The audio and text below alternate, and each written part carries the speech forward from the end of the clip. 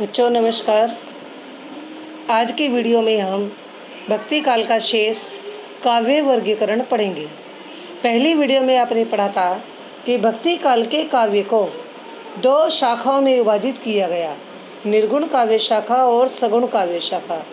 निर्गुण काव्य शाखा के दो भाग थे, ज्ञान आश्रय अर्थात जिसमें ज्ञान की प्रधानता है, प्रेम आश्रय शाखा जिसमें प्रेम की प्रधानता है, निर्गुण अर्थात जो गुणों से रहित है। अब यहाँ बच्चों गुण का तात्पर्य है आकृति, रूप, रंग, ठीक है, प्रवृत्ति। इस तरीके के गुण जिस ईश्वर में, जिस परमात्मा में, जिस काव्य की विशेषता में न हो वह निर्गुण काव्य कहलाता है। इन निर्गुण काव्य के दो भाग किए गए, ज्ञानाश्रय शाखा अर्थात जिसमें ज्ञान का आश्रय था, आधार था। दूसरी प्रेम आश्रय शाखा जिसका आधार प्रेम था। प्रेम आश्रय शाखा ये सूफी कवियों के द्वारा प्रचलित की गई। ज्ञान आश्रय शाखा ये संत कवियों के द्वारा प्रचलित की गई, इसीलिए इसे संत काव्य धारा भी कहते हैं।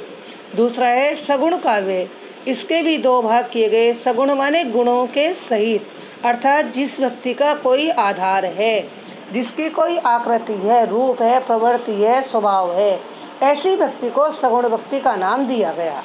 जैसे राम आश्रय, इसमें प्रभु श्री राम को आधार बनाया गया अर्थात इस व्यक्ति के अंतर्गत प्रभु श्री राम के जन्म से लेकर जीवन की संपूर्ण क्रियाकलापों का उल्लेख किया गया है। कृष्ण आश्रय शाखा, इसमें श्री कृष्ण की लीलाओं का उल्लेख किया गया है, श्री कृष्ण की भक्ति का उल्लेख किया गया है।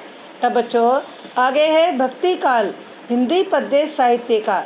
यह है भक्ति काल की प्रमुख प्रवृत्तियाँ, विशेषताएं कि भक्ति काल में हिंदी पद्य साहित्य का स्वर्णकाल भक्ति काल को ही कहा गया। आचार्य रामचंद्र शुक्ल ने भक्ति काल का काल निर्धारण 1318 से लेकर 1643 तक माना है। भक्ति काल को आचार्य रामचंद्र शुक्ल ने ही पूर्व मध्य काल के नाम से भी प्रचलित किया। भक्ति काल का जो मुख्य उद्देश्य था वह लोक मंगल की भावना था। लोक मंगल अर्थात संसार के कल्याण की भावना था। दूसरा वसुधैव कुटुंबकम की भावना था अर्थात हमारी संपूर्ण पृथ्वी एक कुटुंब या परिवार के समान है। भक्ति काल का सर्वश्रेष्ठ काव्य ग्रंथ श्री रामचरितमानस को माना जाता है। बच्चों रामचरितमानस भक्ति काल का श्रेष्ठ महाकाव्य है। यह भक्ति काल का यानी हिंदी पद्य साहित्य का भी सर्वश्रेष्ठ महाकाव्य है। इसमें प्रभु श्री राम की लीलाओं का चित्रण किया गया है, राम के जीवन चरित्र का उल्लेख किया गया है, उनकी विशेषताओं का, उनकी महानता का चित्रण किया गया है।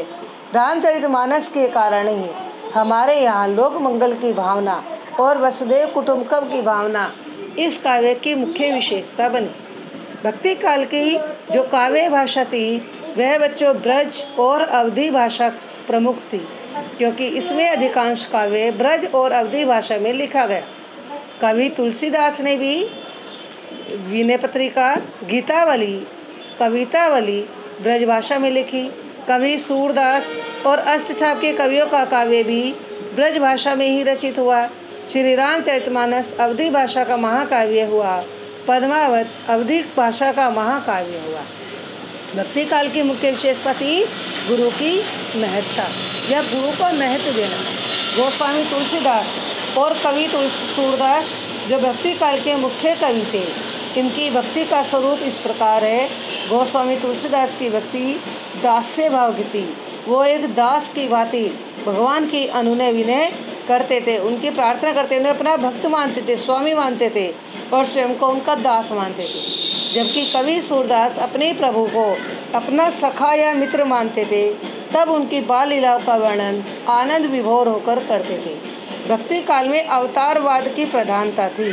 अवतार अर्थात प्रभु श्री राम विष्णु अवतार के रूप में, प्रभु श्री कृष्ण विष्णु अवतार के रूप में प्रमुख रहे। सूर सागर का जो वर्णन करने का जो विषय था वह श्रीमद् भागवत पुराण का दशम स्कंद था। श्रीमद् भागवत पुराण के दशम स्कंद से सूर सागर का वर्णन का विषय लिया गया था, जिसमें गोपी कृष्ण का उल्लेख किया गया है, गोपियों के प्रेम का उल्लेख किया गया है, माता यशोदा श्री कृष्ण का उल्लेख किया गया है, भ्रमर गीत सार का वर्णन है।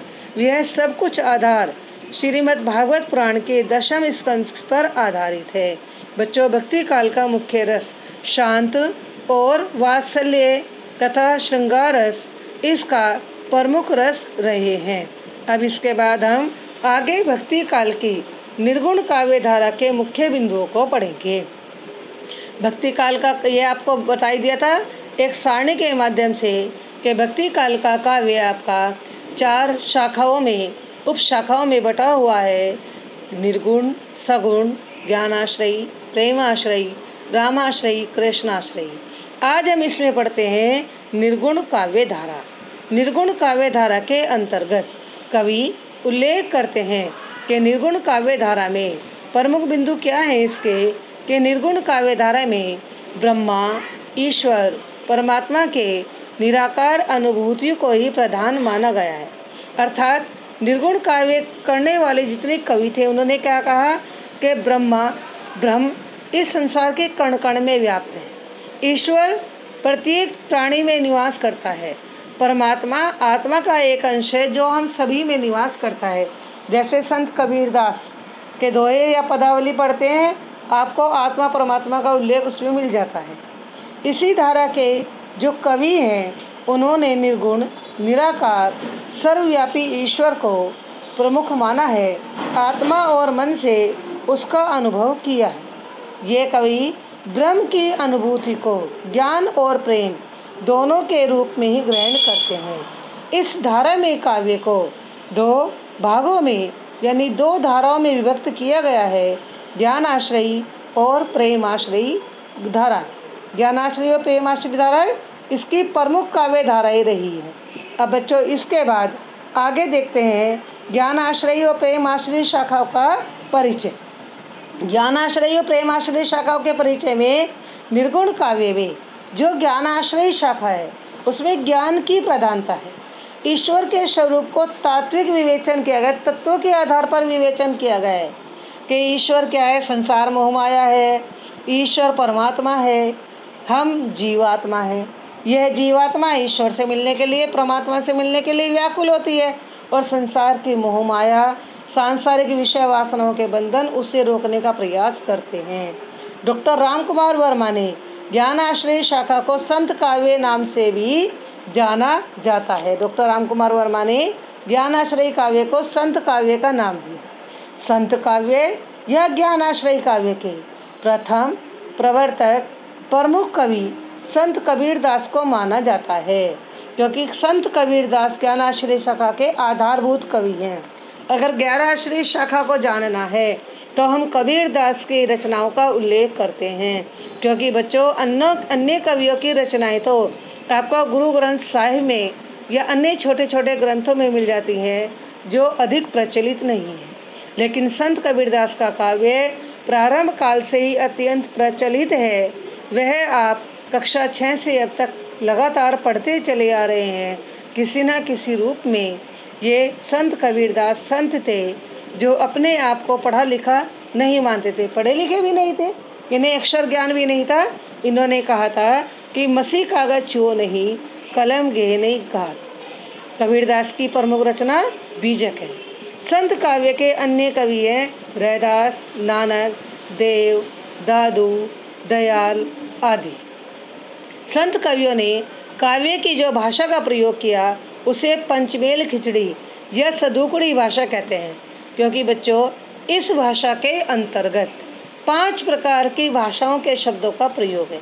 ब्रज, अवधी, राजस्थानी, अरबी, फारसी, खड़ी बोली, इन सभी भाषाओं के शब्दों की प्रधानता है। अब दूसरा काव्य आता है निर्गुण काव्य का प्रेमाश्रयी शाखा।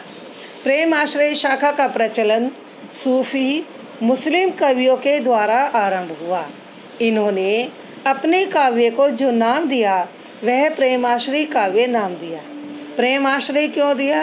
क्योंकि बच्चों इस काव्य में प्रेम की प्रधानता है। जैसे मलिक मोहम्मद जैसी का पद्मावत। पद्मावत की कहानी क्या है? राजा रतन सेन, उनकी पत्नी रत्नावली। और पद्मावती कौन है? पद्मावती वह परमात्मा है जिसकी ओर रतन सेन प्रेरित होता है।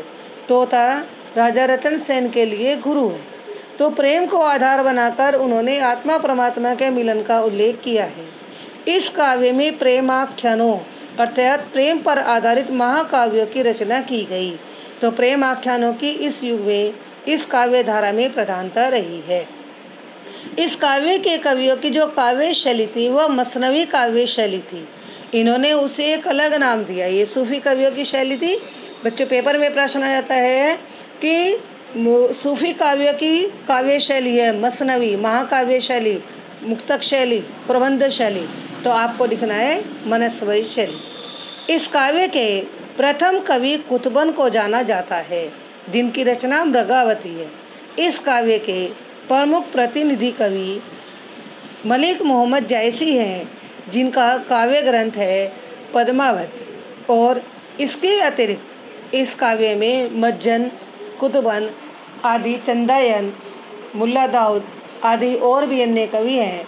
बच्चों आज के इस वीडियो में हमने भक्ति काल के निर्गुण काव्य धारा का परिचय पढ़ा। निर्गुण की दो शाखाओं प्रेमाश्रयी और ज्ञानाश्रयी का उल्लेख पढ़ा। अब अगली वीडियो में हम सगुण काव्य धारा का उल्लेख पढ़ेंगे। धन्यवाद।